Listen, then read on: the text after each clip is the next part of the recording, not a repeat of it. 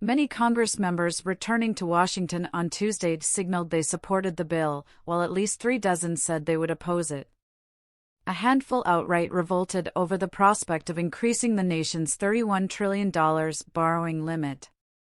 House Majority Leader Steve Scalise, Republican Louisiana, spoke about GOP leadership's efforts to rally support behind the Fiscal Responsibility Act, a deal between House Republicans and President Joe Biden that would increase the debt limit through January 2025 while capping discretionary spending and implementing other GOP priorities like work requirements and resuming student loan payments.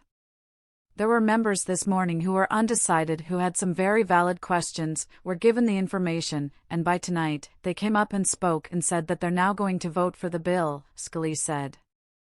So I think you're going to continue to see that vote grow. That's what happens with any major bill.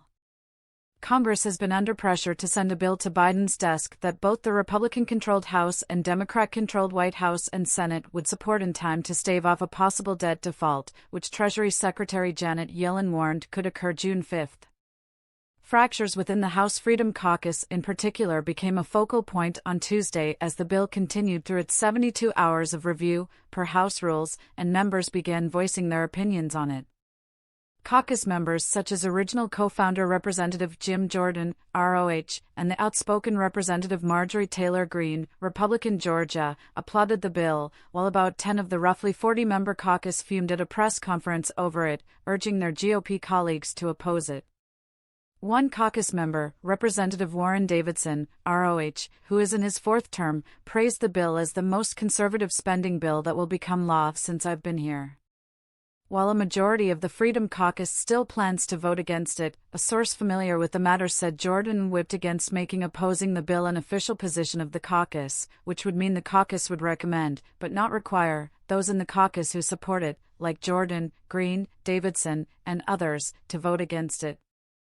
A couple hours prior to the final vote, after this story was published, the Freedom Caucus announced it had taken an official position, indicating Jordan's whipping efforts were unsuccessful. Asked about voting as a bloc, Representative Byron Donalds, Republican Florida, said, "On this thing, it's one of those bills that's going to be every member for themselves. That's kind of what I think, every man for himself kind of thing." A spokesman for caucus chairman Scott Perry, Republican Pennsylvania, did not respond to a request for comment on the matter. Caucus members also largely shut down the idea of using the rare motion to vacate procedure to oust McCarthy over the bill, but a few deviated from that position and showed openness to it.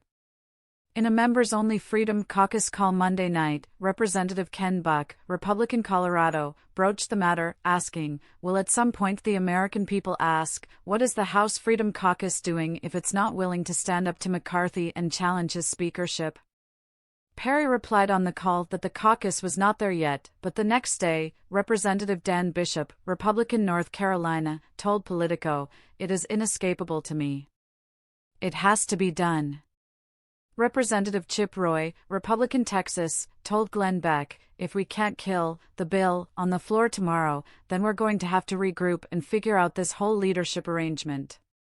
By the end of Tuesday, however, Bishop and Roy appeared on an island, as others in the caucus would not entertain the idea of ousting McCarthy over the bill, particularly if a majority of the conference voted for it. Representative Ralph Norman, RSC, said leadership was handling the bill right and that it's just a difference of opinion. On attempting to oust him, Norman said, "That's not right," while Jordan called it a terrible idea. GOP leadership also won over a key non-Freedom Caucus member Tuesday. Representative Thomas Massey, Republican Kentucky, a spending hawk who has become known for wearing a debt limit counter on his suit, announced he would support the bill. The fact that his provision about restoring an appropriations process to fund the government at the end of the year was included in the bill was remarkable, he said. Representative Kevin Hern, Republican Oklahoma, the current chairman of the Republican Study Committee, the largest GOP caucus, has not said how he will vote, while former Chair Representative Jim Banks, RN, who is running for Senate, came out against the bill Wednesday morning. The vote, which is set to happen Wednesday night, is still expected to pass despite some Republican opposition after a 99-member moderate Democrat caucus and 67-member bipartisan caucus indicated they would vote in favor of it.